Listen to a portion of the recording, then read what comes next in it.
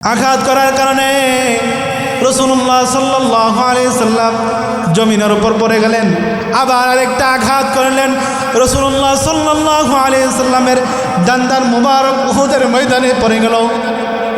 যখন উহুদের ময়দানে রাসূলুল্লাহর দান্দান মুবারক পড়ে গেছে, রক্ত বের হইতেছে, রাসূলুল্লাহ সাল্লাল্লাহু আলাইহি সাল্লাম জ্ঞান হারান হয়ে গেলেন, অজ্ঞান হয়ে গেলেন।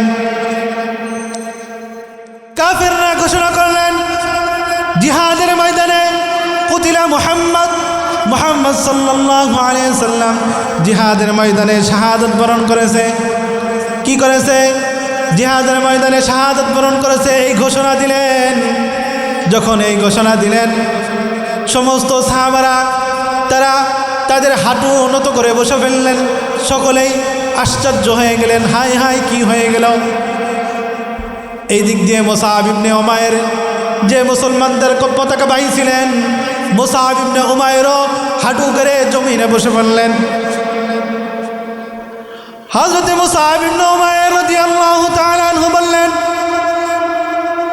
ও মুসলমান সাহাবা বন্ধুরা আমার, শোনো, আল্লাহর পয়গম্বর যদি ইন্তেকাল হয়ে যায়, আমাদের এলাকায় কালিমাতুল্লাহর জন্য, ইসলামের পতাকা উত্তীর্ণ করার জন্য আমাদের যুদ্ধ চালিয়ে যেতে হবে।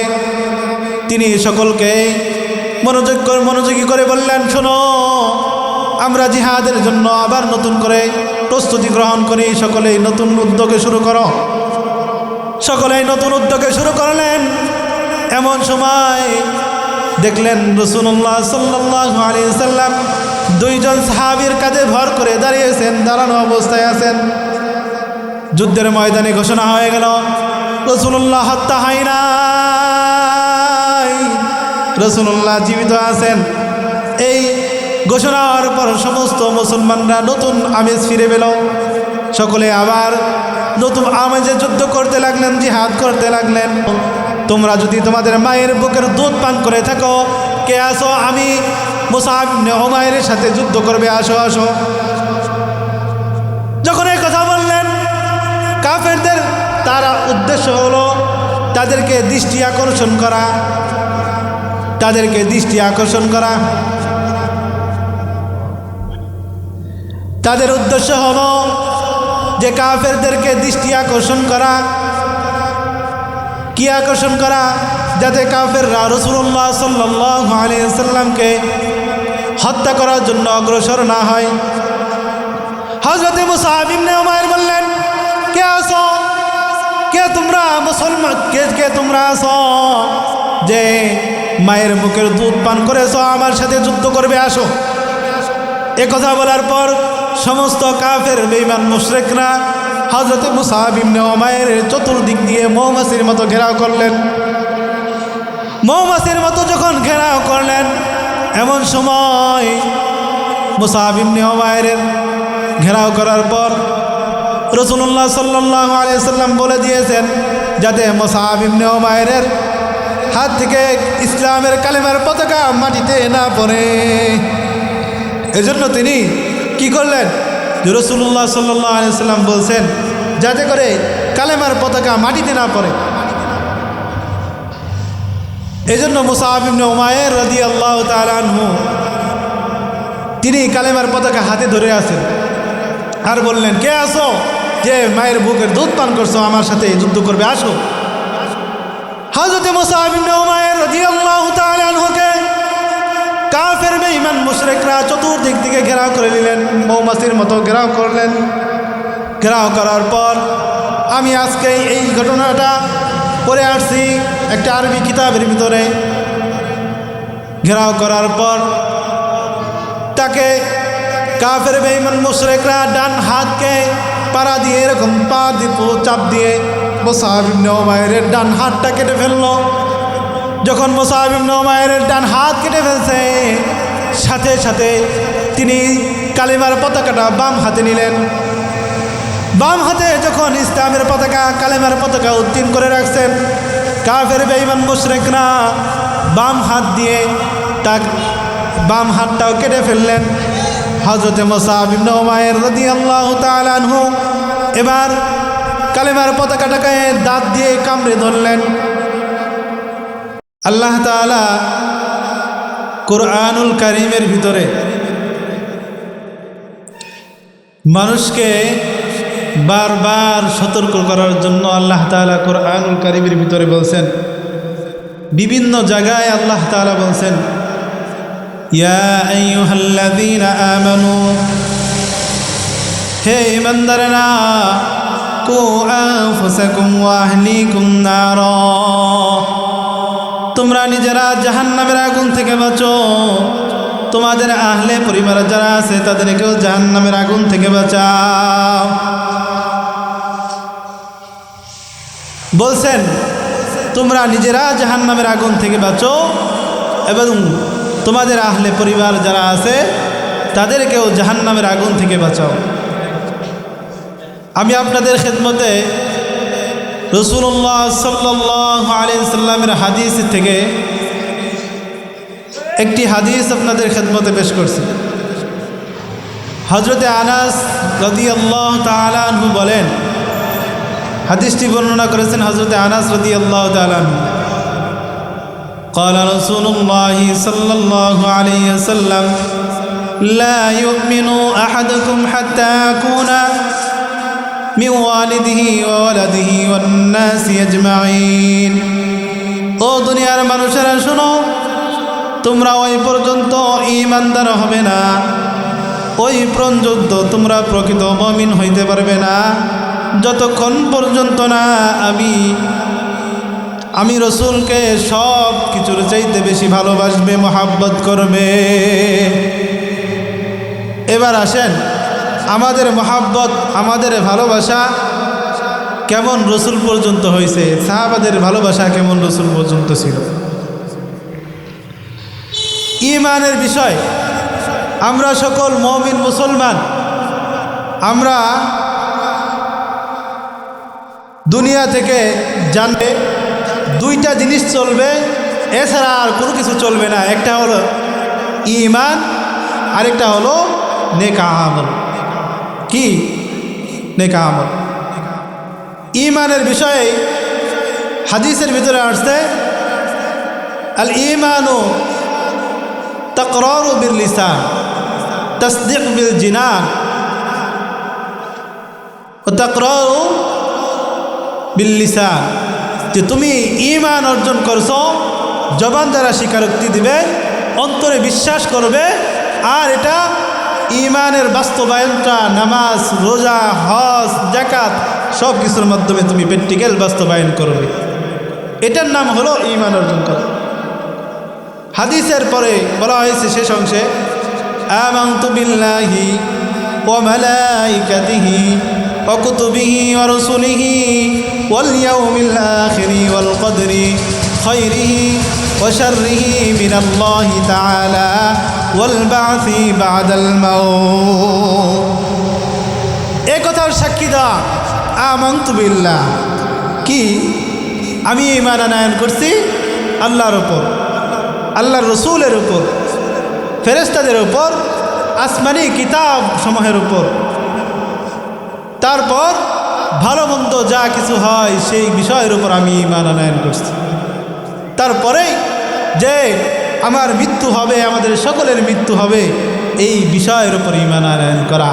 মৃত্যুর পর আমাদের পুনরায় উত্থাপন করানো হবে, পুনরায় ওঠানো হবে, এই বিষয়ের উপর ঈমান আনয়ন করা। ঈমানের দিক দিয়ে সাহাবায়ে কেরাম রাদিয়াল্লাহু তাআলা আনহুম আজমাইন আমাদের চাইতে শত শত গুণ বেশি অগ্রসর ছিলেন। এক সাহাবীর ঈমানের বাটকারাই যদি মাপ করা হয়, এক সাহাবীর ঈমানের বাটকারার পাল্লা যদি এক পাল্লায় রাখা হয়, আর গোটা পৃথিবীর যত মানুষ আসছে পয়গম্বর ছাড়া সমস্ত মানুষের আমল যদি এক পাল্লায় রাখা হয়, সাহাবীর পাল্লা, ঈমানের পাল্লা ভারী হয়ে যাবে। চিৎকার মানে সুবহানাল্লাহ। তারা কেমন ঈমান আনয়ন করছে। ও জাঙ্গালিয়ার মুসলমান ভাইয়েরা আমার, এজন্য আল্লাহ তাআলা কুরআনুল কারীমের ভিতরে বলেন, ইয়া আইয়ুহাল্লাযীনা আমানু আমিনু কামা আমানান নাস।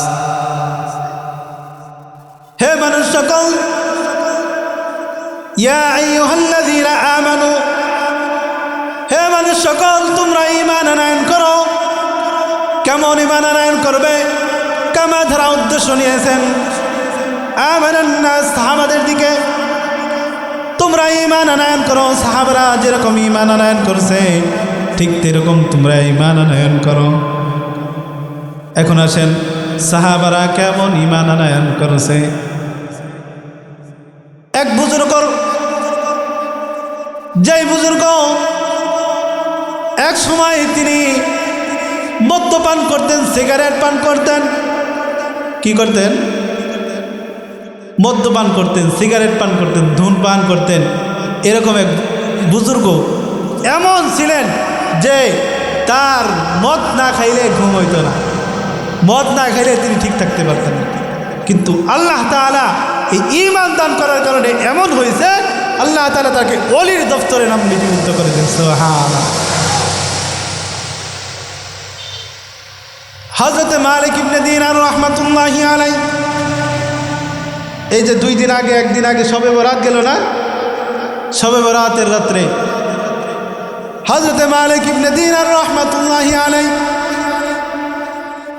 তার একটি ছোট্ট কন্যা সন্তান ছিল, নাম হলো, এই কন্যা সন্তানটি তাকে বললেন, ও বাবা শোনেন, আপনি যেরকম ঘরের ভিতরে সিগারেট খান, মদ্যপান করেন, এই সমস্ত কিছু হারাম, স্বাস্থ্যের জন্য ক্ষতিকর, এগুলো করবেন না। এই সন্তানটা তাকে নিষেধ করত। এই নাবালেগ ছোট্ট বাচ্চাটা একদিন ইন্তেকাল হয়ে গেল। হযরতে মালিক ইবনে দিনার রাহমাতুল্লাহি আলাইহি তিনি মদ্যপান আগের মতো স্বাভাবিক করতে থাকলেন। লাইলাতুল বরাত মিন নিসফি শাবানের রাত্রে, শবে বরাতের রাত্রে তিনি মদ্যপান করে অচেতন অবস্থায়, মাতাল অবস্থায় পড়ে আছে। মাতাল অবস্থায় পড়ে আছে এমন সময় তিনি স্বপ্নে দেখতেছেন তার ইন্তেকাল হয়ে গেছে। এই ইন্তেকাল হওয়ার পর তিনি দেখলেন তারকে এমন একটা ভয়ঙ্কর আকৃতির সাপ তাকে দৌড়াইতেছে। ভয়ঙ্কর আকৃতির সাপ যখন তাকে দৌড়াইতেছে, তিনি বাঁচার জন্য সামনের দিকে অগ্রসর হইতেছেন। কিছু দূর যাওয়ার পর দেখলেন একটা বয়োজ্যেষ্ঠ বৃদ্ধ লোক। বললেন, ও বাবা, আপনি আমাকে একটু সহযোগিতা করেন, আমাকে একটু বাঁচান ওই ভয়ঙ্কর সাপ থেকে। এবার ওই ভয়ঙ্কর সাপ থেকে বাঁচানোর জন্য যখন তার কাছে আবদার করলেন, তিনি বলতেছেন, আপনাকে যেই সাপ ধাওয়া করতেছেন এটা ভয়ঙ্কর আকৃতির সাপ, আমি এটার সাথে মোকাবেলা করতে পারবো না, মোকাবেলা করার সক্ষমতা আমার নাই, মোকাবেলা করার মতো ক্ষমতা আমার নাই। তিনি বললেন, তুমি সামনে অগ্রসর হও। এভাবে সামনে অগ্রসর হইতে লাগলেন। কিছু দূর যাওয়ার পর দেখলেন একটি পাহাড়ের টিলায় উঠে তিনি জোরে জোরে চিৎকার করতেছেন, বাঁচানোর জন্য কান্নাকাটি করতেছেন। এমন সময় ওই যে ছোট্ট মেয়েটা, তার ইন্তেকাল হয়ে গেছে, এই ছোট্ট মেয়েটা বাবার চিৎকারের আওয়াজ শুনে বাবার কোলে যখন আসছেন, ওই পিছন থেকে ভয়ঙ্কর আকৃতির সাপটা থেমে গেছে। এবার বাবা তাকে প্রশ্ন করলেন, ও মা, তোমার না ইন্তেকাল হয়ে গেছে, তুমি কিভাবে আমার কোলে আসলে? তুমি আমার কোলে কিভাবে আসলে? আর তুমি আমার কোলে আসার কারণে ভয়ঙ্কর আকৃতির সাপটা কেনই থেমে গেল? এবার ওই মেয়ে বলতেছে, বাবা শোনেন, আমি তো ইন্তেকাল হয়ে গেছে আমার, তো আপনি যখন এই পাহাড়ের টিলা এসে জোরে জোরে আওয়াজ করতেছেন, ওই দূরে দেখতেছেন যে রাজপ্রাসাদগুলো, বিল্ডিংগুলো, ইমারতগুলো, ওই বিল্ডিংগুলো হলো জান্নাতের বালাখানা। চিৎকার মিলে সুবহানাল্লাহ। এই বালাখানায় যখন আমরা অবস্থান করতেছি, আপনি যখন এই পাহাড়ের চূড়ায় থেকে চিৎকার দিয়েছেন, আপনার চিৎকারের আওয়াজ শুনে আপনার কোলে আসছে। বাবা, আপনি এখানে কিভাবে আসলেন? তিনি বললেন, আমাকে তো ভয়ঙ্কর আকৃতির সাপ একটি পিছন থেকে ধাওয়া করতেছে, আমি বাঁচার জন্য এরকম দৌড় দিয়েছিলাম। ওই মেয়ে বলতেছেন, বাবা শোনেন, আপনাকে যেই সাপ ধাওয়া করতেছে এটা আপনার হায়াতের জিন্দগির বদ আমল, কি আমল? খারাপ আমল, খারাপ অভ্যাস, গুনাহ, বদ আমল।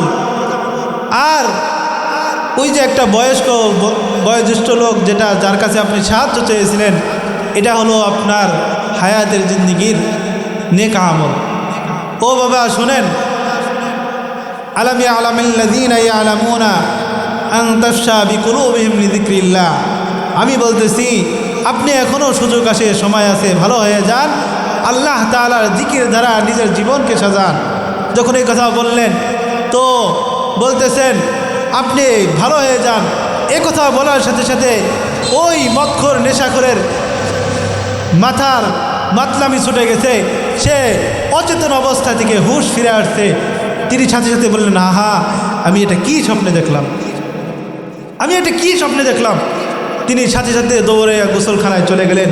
গোসলখানায় যায় পরিপাটি হয়ে গোসল করে পরিষ্কার পরিচ্ছন্ন হয়ে একদম পরিপূর্ণ হয়ে তিনি আসলেন। আসার পর দেখলেন যে এখনও সবে বরাতের রাত্র বাকি আছে। নামাজের মুসল্লায় চলে গেলেন, যে আল্লাহর কাছে কান্নাকাটি করলেন, আল্লাহর কাছে তওবা করলেন। নিজের হায়াতের জিন্দগির সমস্ত গুনার জন্য কান্নাকাটি করার পর আল্লাহ তাআলা তাকে পরিবর্তন করে দিলেন। তার নাম এমন হলো যে আল্লাহ তাআলা তাকে ওলির দফতরে নাম লিপিবদ্ধ করে দিলেন। সুবহানাল্লাহ।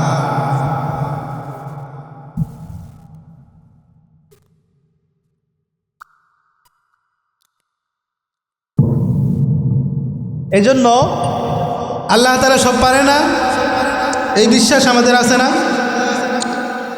এজন্য কবি বলেন,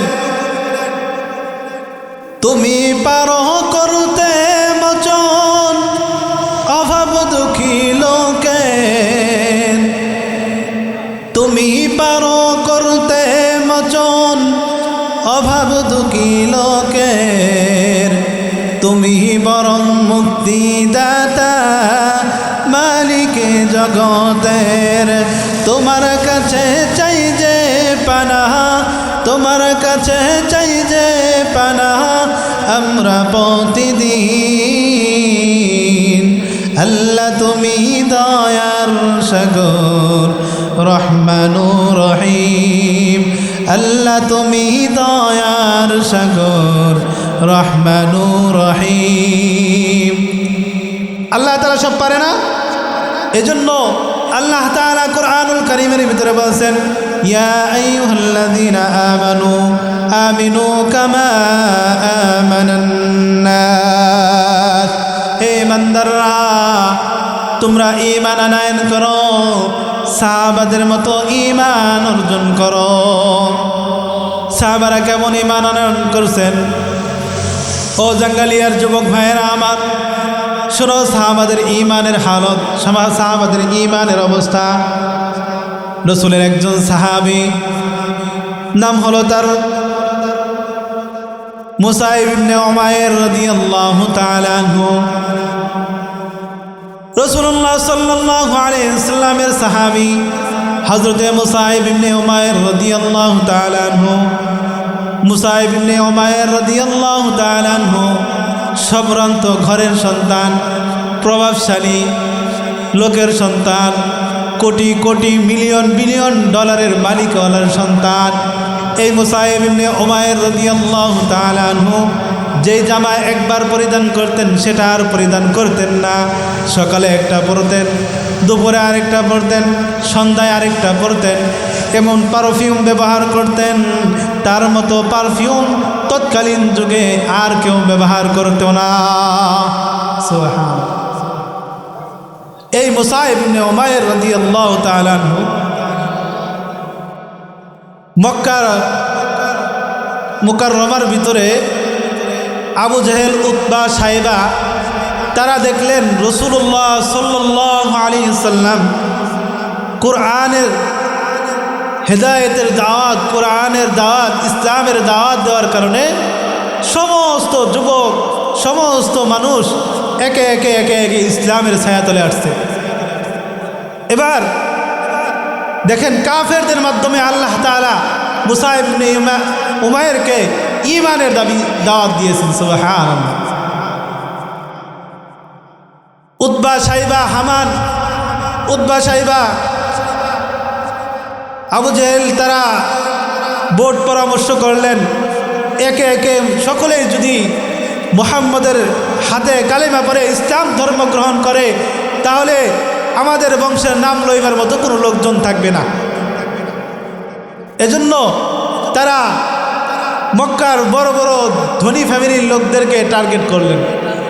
তার ভিতরে এক নম্বর কাতারে ছিল হজরতে মুসআব ইবনে উমাইর রাদিয়াল্লাহু তাআলা আনহু। চিৎকার মেরে বলুন সুবহানাল্লাহ। মিলিয়ন বিলিয়ন বিলিয়ন এই সম্পত্তির মালিকের সন্তান, বুঝেন না? মুসআব ইবনে উমাইর রাদিয়াল্লাহু তাআলা আনহু তিনি কবি ছিলেন। কি ছিলেন? কবি টাইপের ছিলেন এবং সুদর্শন যুবক ছিলেন, নেতা প্রকৃতির ছিলেন। এবার আবু জেহেল, উতবা, সাইবা তারা পরামর্শ করলো, আমরা মুসাহেবের বাড়িতে যাব, মুসাহাবকে বলবো সে যেন মুহাম্মদের কালেমা পড়ে না, সেজন্য মুহাম্মদের কাছে যায় না। তারা পরামর্শ করে যখন মুসাহাবের গেটের মধ্যে বাড়িতে যে গেটের মধ্যে আওয়াজ করলেন, মুসআব ইবনে উমাইর গেটের দরজা খুলে দিলেন। দেখেন মক্কার বড় বড় হুমরা সুমরা বড় বড় লিডারগুলো সকলে একত্রিত হয়েছে। এবার মুসআব ইবনে উমাইর রাদিয়াল্লাহু তাআলা আনহু বললেন, আপনারা কেন একত্রিত হয়েছেন আর বড় বড় লোকেরা কেন আমার বাড়িতে আসছেন? এই যে কয়েকদিন পরে নির্বাচনে দেখবেন এমপি মন্ত্রী যারাই হবে, বড় বড় লিডার যারা, তারা স্বার্থ ছাড়া আসে না, আসে নাকি? আসে। মুসআব ইবনে উমাইরের বাড়িতে আবু জেহেল, উতবা, সাইবা তারা আসছে, তাদের স্বার্থ আছে না নাই? বলেন আছে না নাই? আছে। স্বার্থ কি? যাতে করে মুসআব ইবনে উমাইর ইসলাম ধর্ম না গ্রহণ করে, অর্থাৎ মক্কার বড় বড় লিডার যদি ইসলাম ধর্ম গ্রহণ করে ফেলে, প্রভাবশালীরা যদি ইসলাম ধর্ম গ্রহণ করে, তাহলে তারা ইসলামের দাওয়াতটা প্রচার প্রসার বেশি করবে। এজন্য আবু জেহেল বললেন, এই শোনো মুসাহেব, মক্কাতুল মুকাররমার ভিতরে মুহাম্মদ নামে একজন ব্যক্তি আছে, যেই মুহাম্মদ মানুষদেরকে জাদু করে। নাউজুবিল্লাহ বলেন না? মানুষদেরকে জাদু করে, মানুষকে সে কবিতা আবৃত্তি করে শোনায় আর বলে সেগুলো আল্লাহর কালাম কিতাবুল্লাহ বলে। শুধু তাই নয়, তিনি এমন একটা চেহারার অধিকারী যে তাকে দেখে তার চেহারায় প্রেমে পড়ে যায়। আমার নবীর চেহারা এমন ছিলেন, হযরতে ইউসুফ আলাইহিস সালাতু ওয়াস সালামকে দেখে তৎকালীন যুগে ইউসুফের সেই সুদর্শন নারী জুলাইখা, যেরকম জুলাইখার বাদীরা দাসীরা হাত কেটে ফেলেছিল, আমার পয়গম্বরে আরবি সাল্লাল্লাহু আলাইহি সাল্লামকে যদি দেখতো হাত কাটতো না, কলিজা পর্যন্ত কেটে ফেলতো। চিৎকার মেরে বলুন সুবহানাল্লাহ। এজন্য হযরতে মুসাইব ইবনে উমাইর রাদিয়াল্লাহু তাআলা আনহুকে বললেন, ও মুসাইব শোনো, এরকম মক্কাতে একটা পাগল আসছে, নাউজুবিল্লাহ বলেন, মুহাম্মদ সে মানুষকে আল্লাহর একত্ববাদী খোদার দিকে ডাকে আর আরবিতে বিভিন্ন কবিতা আবৃত্তি করে শোনায়, সে কোরআন শরীফ বলে চালিয়ে দেয়। এরকম তার প্রেমে যখন মানুষ পড়ে মা বাবাকে ভুলে যায়। এবার মুসাইব ইবনে উমাইর রাদিয়াল্লাহু তাআলা আনহু তিনি বললেন, আমি তো তাদের সম্পর্কে জানি না, মুহাম্মদ সম্পর্কে তো আমি জানি না, তাহলে তো এই লোকটাকে দেখা দরকার। আবু জেহেল বললেন, তোমাকে আমরা নিষেধ করতে আসলাম, তুমি দেখি আরো আগ্রহ দেখাইলে যাওয়ার জন্য। বললেন, আরে তোমরা যেরকম বললে সে কবি, আমিও কবি, আমার বংশের লোকেরা কবি, তাহলে কবিদের সাথে কবিরা একটু ডিসকাস করতে পারে, দেখা সাক্ষাৎ করতে পারে, তার কবির কেমন মাধুর্যতা এগুলো একটু বিস্তারিত তাহকিক করা যাবে। তিনি বললেন, না তুমি তার কাছে যাও না, তুমি যদি তার কাছে যাও তুমিও তার প্রেমে পড়ে যাবে। বললেন, না ঠিক আছে যাও, তোমরা চলে যাও, আমি যাব না। হযরতে মুসাইব ইবনে উমাইর রাদিয়াল্লাহু তাআলা আনহু তিনি সারা রাত চিন্তা করলেন, আবু জেহেল, উতবা, সাইবা এত বড় বড় হুমরা চুমরারা কেন আমার বাড়িতে আসলো? আর মুহাম্মদ যদি পাগলি হয়ে থাকে তাহলে তার প্রেমে কেনই বা মানুষ আটকে পড়ে যায়। আবার একটু জানা দরকার, সারা রাত্র তার কোনো ঘুম নাই। পরদিন সকাল হয়েছে, সকালবেলায় তিনি মক্কাতুল মুকাররমায় চলে গেলেন। মসজিদে বাইতুল মুকাররমের কাছে চলে গেলেন, দেখলেন রাসূলুল্লাহ সাল্লাল্লাহু আলাইহি ওয়াসাল্লাম এক পাহাড়ের চূড়ায় বসে বসে মানুষদেরকে কোরআনের দর্শ দিতেছে, কোরআন শিক্ষা দিতেছে। হযরত মুসআব ইবনে উমাইর দূর থেকে কোরআনের আওয়াজগুলো শুনলেন। তিনি বললেন, হায়, এটা তো কোনো মানুষের উক্তি হতে পারে না। তিনি দূর থেকে দেখলেন, বাড়িতে চলে আসলেন। পরদিন রাত্রে তিনি চিন্তা করলেন, এটা কেমন কবি, যে কবিতার মধ্যে এত সাহিত্য, এত মাধুর্যতা, এত অমায়কতা, এত সাহিত্য, এটা কোনো কবির বানানো হতে পারে না। এটা নিশ্চয়ই কোনো কারিগর আছে এটার বানানোর। কে কারিগরকে বলুন? কারিগরটাকে আল্লাহ। মুসআব ইবনে উমাইর সারা রাত চিন্তা করলেন। পরদিন হযরতে মুসআব ইবনে উমাইর রাদিয়াল্লাহু তাআলা আনহু তিনি রাসূল করিম সাল্লাল্লাহু আলাইহি ওয়াসাল্লামের সাথে দেখা করবে। যখন দেখা করার জন্য সেই মক্কাতুল মুকাররমায় গেলেন, যার পর দেখলেন রাসূলুল্লাহ সাল্লাল্লাহু আলাইহি ওয়াসাল্লাম কোরআনের দর্শ দিতেছেন, কোরআনের শিক্ষা দিতেছেন। কোরআনের দর্শ, কোরআনের শিক্ষা যখন দিতেছেন, তখন তিনি সরাসরি রাসূলুল্লাহ সাল্লাল্লাহু আলাইহি ওয়াসাল্লামের মজলিসে উপস্থিত। রাসূলুল্লাহ সাল্লাল্লাহু আলাইহি ওয়াসাল্লাম বললেন, তাআলাউ ইয়া শাবাব, হে যুবক, এদিকে আসো, এদিকে আসো। তুমি কে? তোমার নাম কি? তোমার বংশ পরিচয় কি? এবার মুসআব ইবনে উমাইর বললেন, ওগো আল্লাহর পয়গম্বর, আবু জাহেল, উতবা, সাইবা, হামান, কামান তারা সকলেই আমার কাছে আসছিল। তারা বলছে আপনি নাকি পাগল। আমি দেখলাম আপনি তো পাগল না। তারা বলেছে আপনি নাকি জাদুকর। আমি জাস্টিফাই করে দেখলাম আপনি জাদুকর নয়। তারা বলেছে আপনি নাকি এমন তেমন। আমি দেখলাম সব কিছু ঠিক আছে, আপনার ভিতরে পাগলামির কোনো কিছু নাই, আপনার ভিতরে কোনো কিছু নিজের থেকে করা নাই। এগুলো নিশ্চয়ই কেউ করনেওয়ালা আছেন। তিনি কে? তিনি বলেন। এবার রাসূলুল্লাহ সাল্লাল্লাহু আলাইহি ওয়াসাল্লাম বললেন, তিনি হলেন রব্বুনা ওয়া রব্বুকুম, তিনি আমার রব, তোমার রব। সুবহানাল্লাহ। খলাকানা ওয়া খলাকাকুম, যিনি আমাকে বানাইছেন, তোমাকে বানাইছেন। চিৎকার মেরে বলুন সুবহানাল্লাহ। এবার মুসআব ইবনে উমাইর বললেন, ওগো আল্লাহর পয়গম্বর, আমি আপনার হাতে হাত রাখছি, আপনি আমাকে কালেমা পড়াইয়া ইসলাম ধর্ম গ্রহণ করাইয়া দেন। সুবহানাল্লাহ। সাথে সাথে মুসআব ইবনে উমাইর আশহাদু আল্লা ইলাহা ইল্লাল্লাহু ওয়া আশহাদু আন্না মুহাম্মাদান রাসূলুল্লাহ পড়ে ফেললেন, ইসলাম ধর্ম গ্রহণ করলেন। ইসলাম ধর্ম যখন গ্রহণ করছে, মুসআব ইবনে উমাইর সম্ভ্রান্ত পরিবারের সন্তান, আগেই বলছি সম্ভ্রান্ত পরিবারের সন্তান। এবার যখন ইসলাম ধর্ম গ্রহণ করেছেন, মুসআবের মা বলতেছেন, ও মুসআব, শুনলাম তুমি নাকি কালেমা পড়েছো, ইসলাম ধর্ম গ্রহণ করেছো। এবার মুসআব ইবনে উমাইর বলতেছেন, হ্যাঁ, আমি ইসলাম ধর্ম গ্রহণ করেছি, আমি একাত্মবাদী, খোদায় বিশ্বাসী, একাত্মবাদী রবের উপর ঈমান আনয়ন করছি। মুসআব ইবনে উমাইরের মা বললেন, শোনো বেটা, তোমাকে বলতেছি, তুমি যদি ঈমান ছেড়ে দাও তাহলে তো ভালো, আর যদি ঈমান না ছাড়ো তাহলে আমাদের এই পুরা সম্পত্তি থেকে তোমাকে ত্যায্য পুত্র করা হবে। মুসআব ইবনে উমাইর বললেন, এরকম মিলিয়ন বিলিয়ন ডিলিয়ন যাই হোক না কেন, সব সম্পত্তি আমি পয়গম্বরে আরবি সাল্লাল্লাহু আলাইহি ওয়াসাল্লামের জন্য লাথি মারতে কোনো দ্বিধা করব না। চিৎকার মেরে বলুন সুবহানাল্লাহ। হযরত মুসআব ইবনে উমাইর পরদিন রাসূলের দরবারে চলে গেলেন।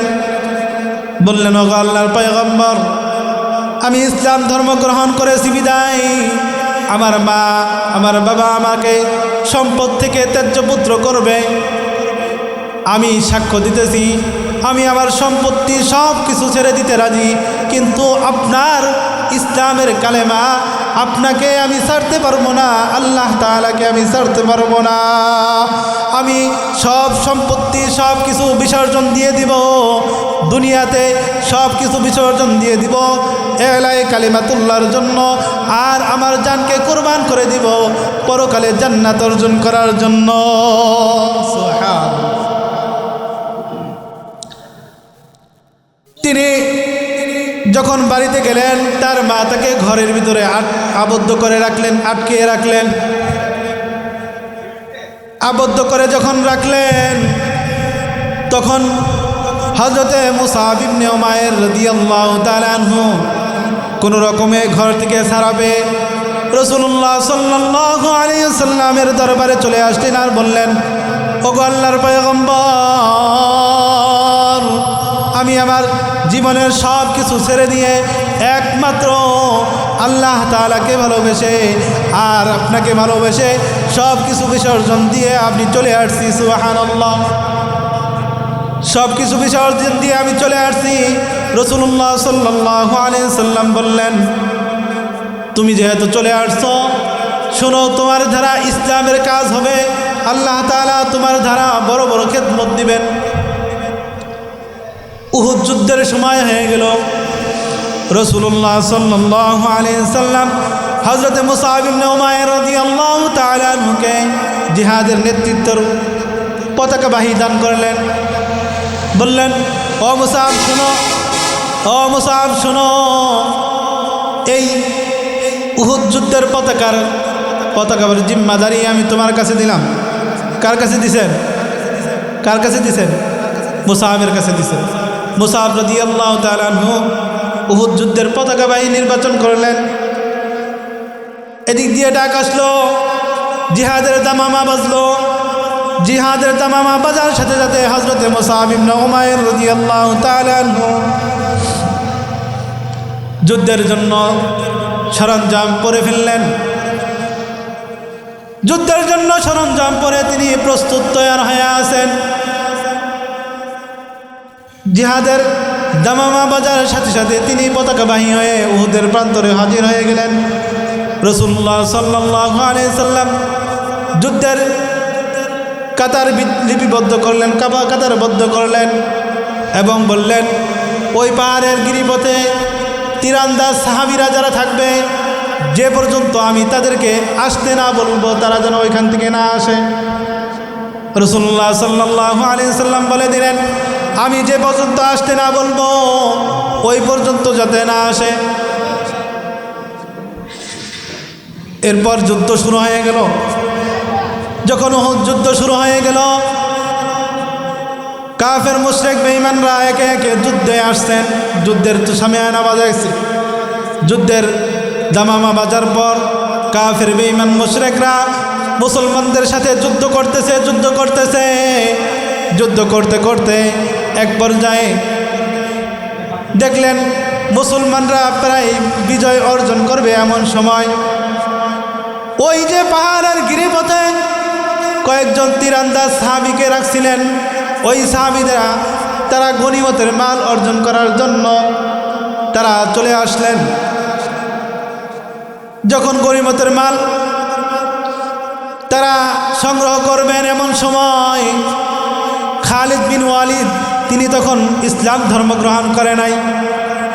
খালিদ বিন ওয়ালিদ দেখলেন পাহাড়ের গিরিপথটা ফাঁকা, মুসলমানরা গনিমত সংগ্রহ করতেছে। এবার তিনি একটা বিতর্কিতভাবে একটা হামলা চালালেন। এই হামলার ভিতরে একের পর এক মুসলমানদের আঘাত করার কারণে মুসলমানরা এরকম ছত্রভঙ্গ হয়ে গেল। দৌড়াদৌড়ি করতে লাগলেন। এক কাফের মুশরিক বেঈমান এসে জনাবে রাসূলুল্লাহ সাল্লাল্লাহু আলাইহি ওয়াসাল্লামকে এক সজোরে একটা আঘাত করলেন। আঘাত করার কারণে রাসূলুল্লাহ সাল্লাল্লাহু আলাইহি সাল্লাম জমিনের উপর পড়ে গেলেন। আবার আরেকটা আঘাত করলেন। রাসূলুল্লাহ সাল্লাল্লাহু আলাইহি সাল্লামের দান্দান মুবারক উহুদের ময়দানে পড়ে গেল। যখন উহুদের ময়দানে রাসূলুল্লাহর দান্দান মুবারক পড়ে গেছে, রক্ত বের হইতেছে, রাসূলুল্লাহ সাল্লাল্লাহু আলাইহি সাল্লাম জ্ঞান হারান হয়ে গেলেন, অজ্ঞান হয়ে গেলেন। কাফেররা ঘোষণা করলেন জিহাদের ময়দানে কুতিলা মুহাম্মদ সাল্লাল্লাহু আলাইহি সাল্লাম জিহাদের ময়দানে শাহাদাত বরণ করেছে। কি করেছে? জিহাদের ময়দানে শাহাদাত বরণ করেছে, এই ঘোষণা দিলেন। যখন এই ঘোষণা দিলেন, সমস্ত সাহাবারা তারা তাদের হাঁটু নত করে বসে ফেললেন। সকলেই আশ্চর্য হয়ে গেলেন, হাই হাই কি হয়ে গেল। এই দিক দিয়ে মুসআব ইবনে উমাইর, যে মুসলমানদের পতাকা বাহী ছিলেন, মুসআব ইবনে উমাইরও হাঁটু করে জমিনে বসে পড়লেন। হযরত মুসআব ইবনে উমাইর রাদিয়াল্লাহু তাআলা আনহু বললেন, ও মুসলমান সাহাবা বন্ধুরা আমার, শোনো, আল্লাহর পয়গম্বর যদি ইন্তেকাল হয়ে যায়, আমাদের এলাকায় কালিমাতুল্লাহর জন্য, ইসলামের পতাকা উত্তীর্ণ করার জন্য আমাদের যুদ্ধ চালিয়ে যেতে হবে। তিনি সকলকে মনোযোগী করে বললেন, শোনো, আমরা জিহাদের জন্য আবার নতুন করে প্রস্তুতি গ্রহণ করি, সকলেই নতুন উদ্যোগে শুরু করো। সকলেই নতুন উদ্যোগে শুরু করলেন।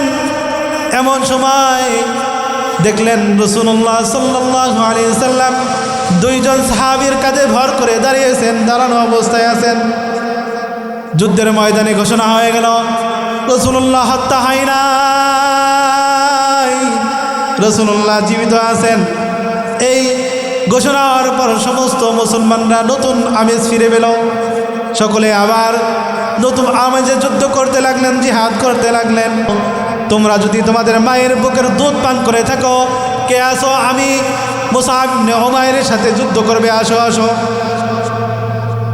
যখন এই কথা বললেন, কাফেরদের তারা উদ্দেশ্য হলো তাদেরকে দৃষ্টি আকর্ষণ করা, তাদেরকে দৃষ্টি আকর্ষণ করা। তাদের উদ্দেশ্য হলো যে কাফেরদেরকে দৃষ্টি আকর্ষণ করা। কি আকর্ষণ করা? যাতে কাফেররা রাসূলুল্লাহ সাল্লাল্লাহু আলাইহি সাল্লামকে হত্যা করার জন্য অগ্রসর না হয়। হযরত মুসআব ইবনে উমাইর বললেন, কে আসো, কে তোমরা মুসলমান, কে তোমরা আসো যে মায়ের বুকের দুধ পান করেছো, আমার সাথে যুদ্ধ করবে, আসো। এ কথা বলার পর সমস্ত কাফের বেঈমান মুশরিকরা হযরত মুসআব ইবনে উমাইরের চতুর্দিক দিয়ে মৌমাছির মতো ঘেরাও করলেন। মৌমাছির মতো যখন ঘেরাও করলেন, এমন সময় মুসআব ইবনে উমাইরের ঘেরাও করার পর রাসূলুল্লাহ সাল্লাল্লাহু আলাইহি সাল্লাম বলে দিয়েছেন যাতে মুসআব ইবনে উমাইরের হাত থেকে ইসলামের কালেমার পতাকা মাটিতে না পড়ে। এজন্য তিনি কি করলেন? রাসূলুল্লাহ সাল্লাল্লাহু আলাইহি সাল্লাম বলছেন যাতে করে কালেমার পতাকা মাটিতে না পড়ে। এজন্য মুসআব ইবনে উমাইর রাদিয়াল্লাহু তাআলা আনহু তিনি কালেমার পতাকা হাতে ধরে আছেন আর বললেন, কে আসো যে মায়ের বুকের দুধ পান করছো, আমার সাথে যুদ্ধ করবে, আসো। হযরত মুসআব ইবনে উমাইর রাদিয়াল্লাহু তাআলা আনহুকে কাফের বেঈমান মুশরিকরা চতুর্দিক থেকে ঘেরাও করে নিলেন, মৌমাছির মতো ঘেরাও করলেন। ঘেরাও করার পর আমি আজকে এই ঘটনাটা পড়ে আসছি একটা আরবি কিতাবের ভিতরে। ঘেরাও করার পর তাকে কাফের বেঈমান মুশরিকরা ডান হাতকে পাড়া দিয়ে এরকম পা দিয়ে চাপ দিয়ে মুসআব ইবনে উমাইরের ডান হাতটা কেটে ফেলল। যখন মুসআব ইবনে উমাইরের ডান হাত কেটে ফেলছে, সাথে সাথে তিনি কালেমার পতাকাটা বাম হাতে নিলেন। বাম হাতে যখন ইসলামের পতাকা, কালেমার পতাকা উত্তীর্ণ করে রাখছেন, কাফের বেঈমান মুশরিকরা বাম হাত দিয়ে তার বাম হাতটাও কেটে ফেললেন। হযরত মুসআব ইবনে উমাইর রাদিয়াল্লাহু তাআলা আনহু এবার কালেমার পতাকাটাকে দাঁত দিয়ে কামড়ে ধরলেন। কি দিয়ে কামড়ে ধরলেন? দাঁত দিয়ে কামড়ে ধরলেন। দাঁত দিয়ে কামড়ে ধরার পর এরকম মুসআব ইবনে উমাইর যখন কালেমার পতাকা দাঁত দিয়ে কামড় দিয়ে ধরেছেন, এমন সময় কাফের বেঈমান মুশরিকরা একের পর এক মুসআব ইবনে উমাইরকে একের পর এক হুমড়ি চুমড়ি আঘাত করতে করতে মুসআব ইবনে উমাইরকে শাহাদাত বরণ করিয়ে দিলেন। মুসআব ইবনে উমাইরের শরীরে 70 থেকে 75টা আঘাতের চিহ্নের ছাপ ছিল, তবুও তিনি ইসলামের পতাকা কালেমার পতাকা জমিনে ফেলতে দেন নাই। সুবহানাল্লাহ। রাসূলুল্লাহ সাল্লাল্লাহু আলাইহি সাল্লাম পাহাড়ের চূড়ায় উঠে আল্লাহর কাছে আরজি জানাইলেন, ও আল্লাহ, এই উহুদ যুদ্ধের ভিতরে এরকম অবস্থায় যদি একজন করে আমার সকল সাহাবীদের লাশগুলো পড়ে যায়, তাহলে আপনার রব নাম নেওয়ার মতো কোনো মানুষ দুনিয়াতে থাকবে না। ওগো আল্লাহ, আপনি মুসলমানদের বিজয় দান করেন, মুসলমানদেরকে সাহায্য করেন, নুসরত করেন। এক পর্যায়ে যখন যুদ্ধ শেষ হয়ে গেল, রাসূলুল্লাহ সাল্লাল্লাহু আলাইহি সাল্লাম সাহাবীদেরকে বললেন, ও সাহাবারা শোনো, তোমরা আমাকে ধরে নিয়ে যাও, আমি উহুদ প্রান্তরের ময়দানে যাইতে চাইতেছি এবং আমার সাহাবাদের অবস্থা দেখতে চাচ্ছি। ও জাঙ্গালিয়ার মুসলমান ভাইয়েরা আমার, এইখানে মুসআব ইবনে উমাইর সম্ভ্রান্ত পরিবারের সন্তান, টাকা পয়সাও তার কম নাই, সব কিছু ছিল ইসলামের জন্য, ইলায়ে কালিমাতুল্লাহর জন্য, আল্লাহর দ্বীনের প্রচার প্রসারের জন্য তিনি সব কিছু বিলীন করে দিয়েছেন। আল্লাহ তাআলা কুরআনুল কারীমের ভিতরে ঘোষণা করেন, ওয়া আবশিরু লাহুম জান্নাত, তাদের জন্য রয়েছে জান্নাতের সুসংবাদ। সুবহানাল্লাহ।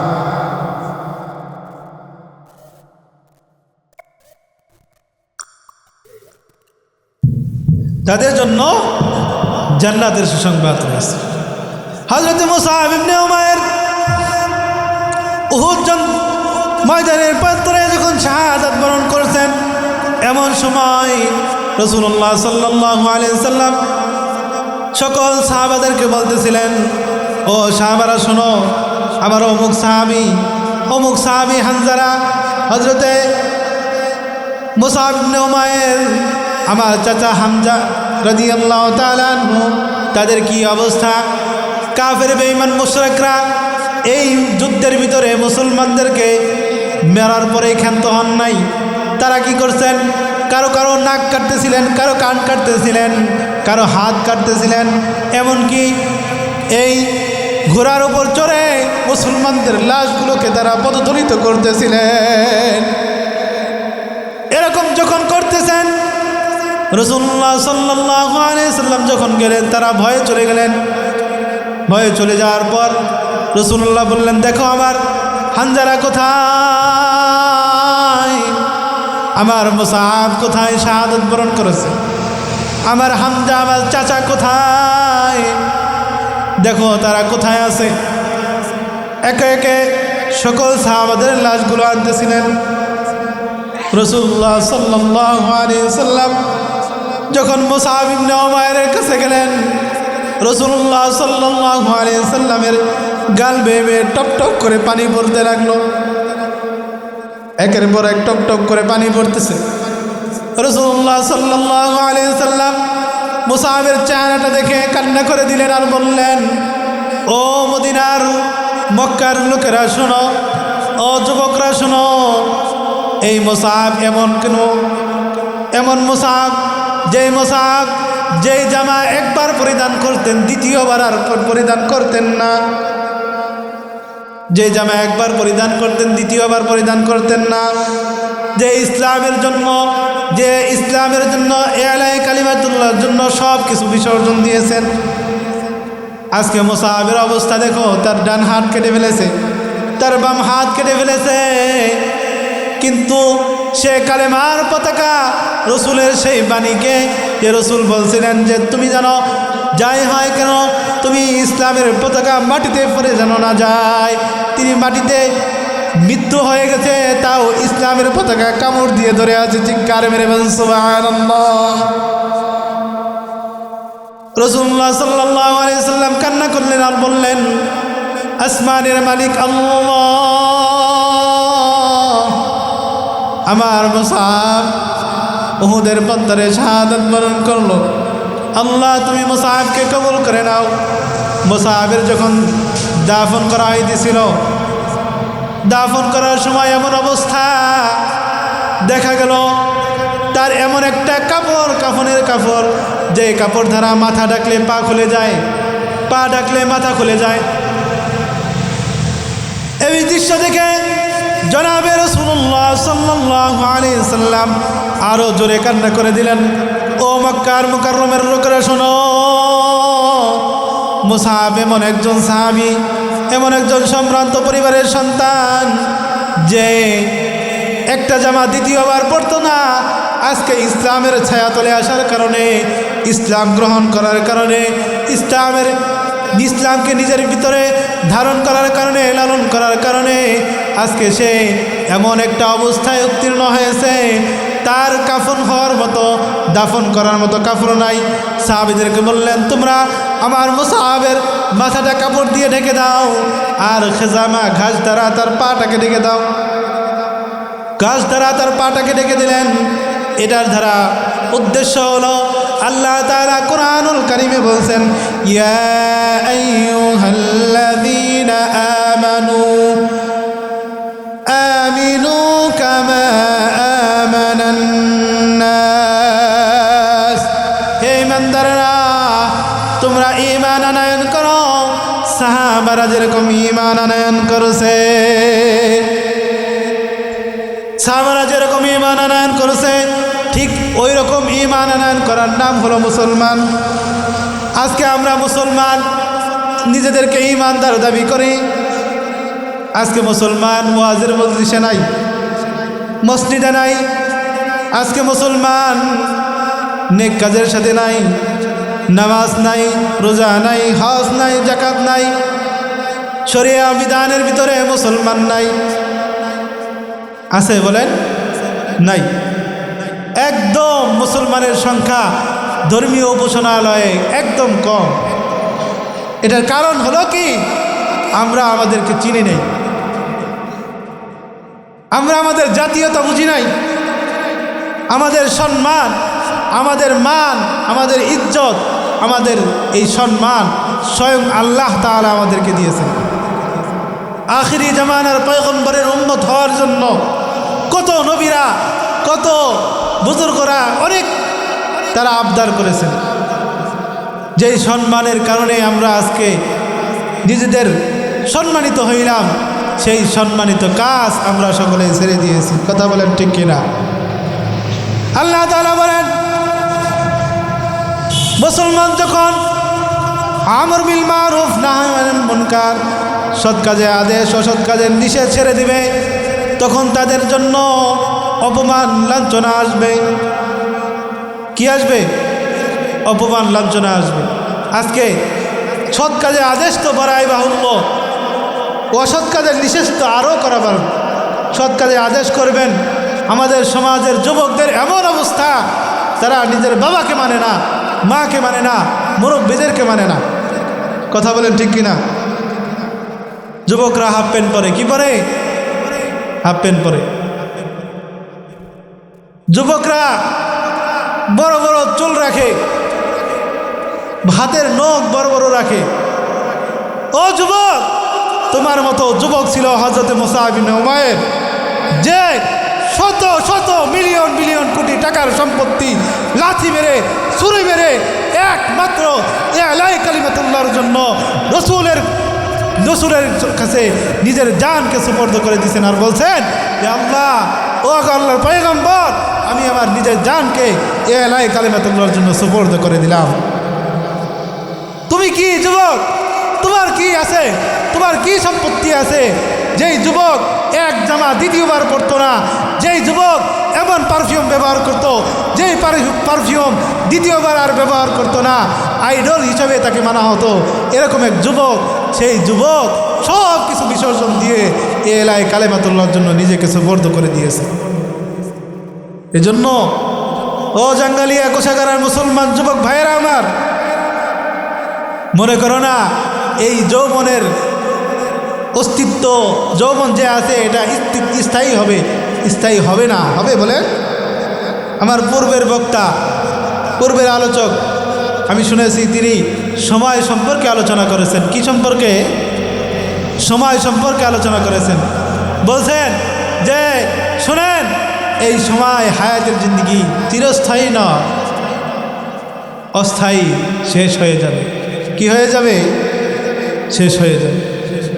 আমরা আজকে যারা বৃদ্ধ বয়োজ্যেষ্ঠ আছি, তারা কি এরকম ছিলাম বলেন? ছিলেন? আপনারা ছিলেন? এরকম ছিলেন না। আমরা এখন যুবক,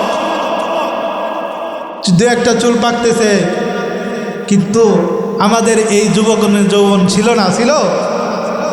এই জন্য ও মুসলমান বাবাজিরা আমার, যুবক ভাইয়েরা আমার, সকলের কাছে উদারত আহ্বান থাকবে যে মুসআব ইবনে উমাইর নিজেকে আল্লাহর জন্য সুপর্দ করে দিয়ে নিজের জান মাল সব কিছু আল্লাহর জন্য, আল্লাহ রসুলের জন্য দিয়ে সে নিজেকে জান্নাত অর্জন করে নিয়েছেন। সুবহানাল্লাহ। এমন যুবক আরো আছে, রাসূলুল্লাহ সাল্লাল্লাহু আলাইহি ওয়াসাল্লামের সাহাবী হযরতে জুলাইবিব রাদিয়াল্লাহু তাআলা আনহু, জুলাইবিব রাদিয়াল্লাহু তাআলা আনহু, যিনি এমন এক যুবক ছিলেন যেই জুলাইবিব খাটো ছিলেন, বেটে ছিলেন, কালো ছিলেন, তার বংশ পরিচয় ছিল না। জুলাইবিবের 4টা গুণ ছিল। কয়টা গুণ? মুসলমান ভাইয়েরা আমার, কথাগুলো খুব ভালো করে বুঝবেন। জুলাইবিবের 4টা গুণ ছিল। কয়টা গুণ? 1 নম্বর গুণ, সে ছিল কালো, নিগ্রো কালো। 2 নম্বর গুণ হলো তিনি ছিলেন খাটো, বেটে প্রকৃতির। 3 নম্বর গুণ হলো হযরতে জুলাইবিব ছিলেন বংশ পরিক্রমা। 4 নম্বর গুণ হলো তিনি ছিলেন অত্যন্ত দরিদ্র। এই জুলাইবিব সব সময় রসুলের মজলিসের, মসজিদে নববীতে তালিম হয়, দর্স হয়, যত মজলিস হয় সব মজলিসে জুলাইবিব সামনের সারিতে থাকে। সুবহানাল্লাহ। একবার রাসূলুল্লাহ সাল্লাল্লাহু আলাইহি ওয়াসাল্লাম বললেন, ইয়া শাবাব হাল ইয়াতাজাওয়াজ, ও যুবক তুমি কি বিবাহ বন্ধনে আবদ্ধ হবে না, বিবাহ করবে না? জুলাইবিব কোনো উত্তর দেয় না। 1 বার 2 বার 3 বার রাসূলুল্লাহ বলার পরে তিনি বলেন, ওগো আল্লাহর পয়গম্বর, আমি আনা ফকিরুন জিদ্দান, আমি তো অত্যন্ত দরিদ্র সাহাবী। আনা ফকিরুন জিদ্দান, আমি অত্যন্ত দরিদ্র সাহাবী। আমার ঘর নাই, বাড়ি নাই, আমার বংশ পরিচয় নাই, আমি দেখতে কালো, আমি খাটো প্রকৃতির, আমার বংশ পরিচয় তেমন নাই। আমার কাছে কে মেয়ে বিয়ে দিবে? দিবে নাকি বলেন? সমাজে যদি একটা যুবক থাকে কালো, আবার হচ্ছে খাটো, তারপরে আবার তার এই বংশ পরিচয় তেমন নাই, সম্পত্তিও নাই, 4 গুণের কোনো গুণই নাই, তাহলে এই ছেলের কাছে কেউ মেয়ে বিয়ে দিবে বলেন? দিবে মেয়ে বিয়ে? বলেন দিবে না। কারণ তার নাই চেহারার আকৃতি সুন্দর, নাই বংশ পরিচয় ভালো, না সম্পদ আছে, না সে দেখতে শুনতে ভালো। রাসূলুল্লাহ সাল্লাল্লাহু আলাইহি ওয়াসাল্লাম বললেন, হাল ইয়াতাজাওয়াজ, তুমি বিবাহ করবে না কি বলো? এবার বললেন, ওগো আল্লাহর পয়গম্বর, বিবাহ তো করতেই চাই, আমার কাছে কে মেয়ে বিয়ে দিবে? রাসূলুল্লাহ সাল্লাল্লাহু আলাইহি ওয়াসাল্লাম একটি পত্র লিখলেন। কি লিখলেন? একটি পত্র লিখলেন। পত্র লিখে বললেন, যাও এই পত্রটা তুমি আমার সাহাবী হজরতে আবু আইয়ুব আনসারী সাহাবীর কাছে নিয়ে যাও। আবু আইয়ুব আনসারী সাহাবীকে তুমি এই পত্র দিবে, পত্র দেওয়ার পর বলবে এটা রাসূলুল্লাহ সাল্লাল্লাহু আলাইহি ওয়াসাল্লামের পক্ষ থেকে আসছে। যখন আবু আইয়ুব আনসারী সাহাবী কাছে পত্র নিয়ে যাওয়া হলো, নিয়ে যাওয়ার পর তিনি দেখলেন আবু আইয়ুব আনসারী সাহাবী পত্রটা দেখে বললেন এটা তো বিবাহ সম্পর্কে পত্র লেখা হয়েছে।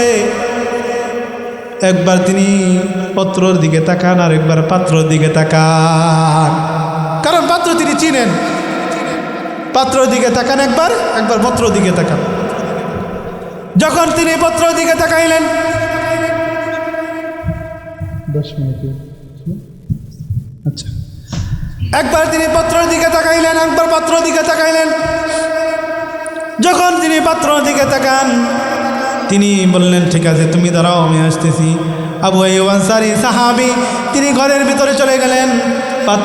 পত্রটা দেখে তিনি বললেন এমন একজন পাত্র আমার মেয়ের জন্য জনাবে রাসূলুল্লাহ সাল্লাল্লাহু আলাইহি ওয়াসাল্লাম নির্দিষ্ট করেছেন। এই পাত্র তো আমার কন্যার সাথে বিবাহ দেওয়ার মতো উপযুক্ত নয়। কারণ হলো এই পাত্র আমি চিনি, তিনি গরিব, তার ঘর নাই, বাড়ি নাই, তিনি খাটো বেটে, তার বংশ পরিচয় নাই, তিনি নিগ্রো কালো।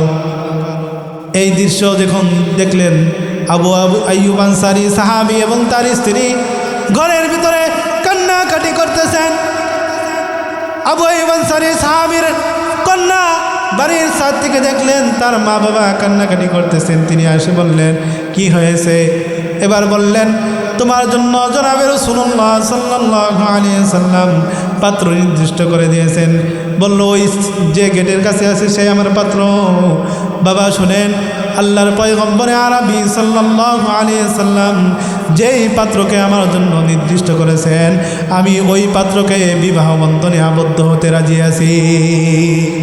সারা জীবন তার খেদমত করে যাব, সারা জীবন তার খেদমত করে আমি রাসূলুল্লাহ সন্তুষ্ট করে যাব। কারণ রাসূলুল্লাহ সাল্লাল্লাহু আলাইহি ওয়াসাল্লাম যেই পাত্রকে আমার জন্য নির্দিষ্ট করেছেন। এবার হযরতে জুলাইবিব রাদিয়াল্লাহু তাআলা আনহু তার কাছে পাত্রটা পেশ করা হলো। বলো যে আল্লাহর পয়গম্বরের প্রস্তাবে আমি রাজি আছি। জুলাইবিব দৌড়ে এসে রাসূল সাল্লাল্লাহু আলাইহি ওয়াসাল্লামের কাছে বললেন ওগো আল্লাহর পয়গম্বর, আপনার প্রস্তাব শুনে হযরতে আবু আইয়ুব আনসারী গ্রহণ করেছেন। রাসূলুল্লাহ সাল্লাল্লাহু আলাইহি ওয়াসাল্লাম বললেন ঠিক আছে তাহলে বিবাহ বন্ধনে আবদ্ধ হও। তিনি বললেন আমি বিবাহ করব কিভাবে? আমার সম্পত্তি নাই, কিচ্ছু নাই। রাসূলুল্লাহ সাল্লাল্লাহু আলাইহি ওয়াসাল্লাম এরকম আরেকটা পত্র লিখে বললেন যাও এই পত্রটা আমার সাহাবী হযরতে ওসমান গনির কাছে নিয়ে যাও। ওসমান গনি যখন দেখলেন রসুলের সিল মহল মারা পত্র দেখেই তিনি বললেন ঠিক আছে ঠিক আছে, তোমার যে পরিমাণ সম্পত্তি লাগবে নিয়ে যাও। হযরতে জুলাইবিব রাদিয়াল্লাহু তাআলা আনহু সম্পত্তি নিয়ে মদিনার বাজারে চলে গেলেন। ধুমধাম করে মদিনার বাজারে বিবাহর বাজার করতেছেন, বিবাহর বাজার করতেছেন। এমন সময় কে যেন বলে যায় আল্লাহর পয়গম্বর নাই। আল্লাহর পয়গম্বর জিহাদের ময়দানে উহুদের প্রান্তরে শাহাদাত বরণ করেছে। এই খবর যখন বসলেন হযরতে জুলাইবিব রাদিয়াল্লাহু তাআলা আনহু তাকে রাসূলুল্লাহ বিবাহের জন্য প্রেরণ করেছেন। এদিক দিয়ে বিবাহের জন্য প্রেরণ করেছেন, ওই দিক দিয়ে যুদ্ধের ময়দানে রাসূলুল্লাহ শাহাদাতের খবর আসছে। কি করবে? কিংকর্তব্য বিমূল হয়ে পড়লেন। তিনি বিবাহের জন্য যে সরঞ্জাম খরিদ করেছিলেন সব সরঞ্জাম ফেরত দিলেন। ফেরত দিয়ে তিনি একটি ঢাল খরিদ করলেন, একটি ঘোড়া খরিদ করলেন। ঢাল ঘোড়া খরিদ করে তিনি যুদ্ধের ময়দানে আরও একটি কালো কাপড় খরিদ করলেন, তার চেহারাটাকে ঢেকে নিলেন। যুদ্ধের ময়দানে চলে গেলেন। যুদ্ধের ময়দানে চলে গিয়ে তিনি খুব বীরত্বের সাথে যুদ্ধ করতেছিলেন। বাজ পাখির মতো উড়ে উড়ে যুদ্ধ করতেছিলেন। তিনি ছোট আকৃতির ছিলেন বিদায় তিনি উড়ে উড়ে যুদ্ধ করতেছিলেন। এরকম এক পর্যায়ে যুদ্ধ করতে করতে হযরতে জুলাইবিব রাদিয়াল্লাহু তাআলা আনহু অনেক কাফের বেঈমানদেরকে জাহান্নামে পাঠিয়ে দিলেন। জাহান্নামে পাঠানোর পর এই দিক দিয়ে কাফের বেঈমানরা দেখলেন জুলাইবিব ছোট্ট আকৃতির সাহাবী যেভাবে যুদ্ধ করতেছে, এভাবে যুদ্ধ করতে থাকলে আমাদের পরাজয় বরণ করতে হবে। সমস্ত কাফের বেঈমান মুশরিকরা হযরতে জুলাইবিব রাদিয়াল্লাহু তাআলা আনহুর চতুর্দিক থেকে বেষ্টন করে একের পর এক আঘাত করে একের পর এক আঘাত করে এক পর্যায়ে হযরতে জুলাইবিব রাদিয়াল্লাহু তাআলা আনহুকে উহুদের প্রান্তরে শাহাদাত বরণ করিয়ে দিলেন। যখন যুদ্ধ সমাপ্ত হয়ে গেল রাসূলুল্লাহ সাল্লাল্লাহু আলাইহি ওয়াসাল্লাম বললেন, ওগো সাহাবারা আমার শোনো, দেখো আমার এই যুদ্ধের প্রান্তরে যেই সমস্ত সাহাবারা শাহাদাত বরণ করেছেন তাদের লাশগুলো একত্রিত করো। সকলের লাশ একত্রিত করা হলো। লাশ একত্রিত করার পর দেখলেন একটা লাশ দেখা যায়, জুলাইবিব ছোট্ট একটা লাশ দেখা যায় যেটা কাফেরদের তাঁবুর নিকটে।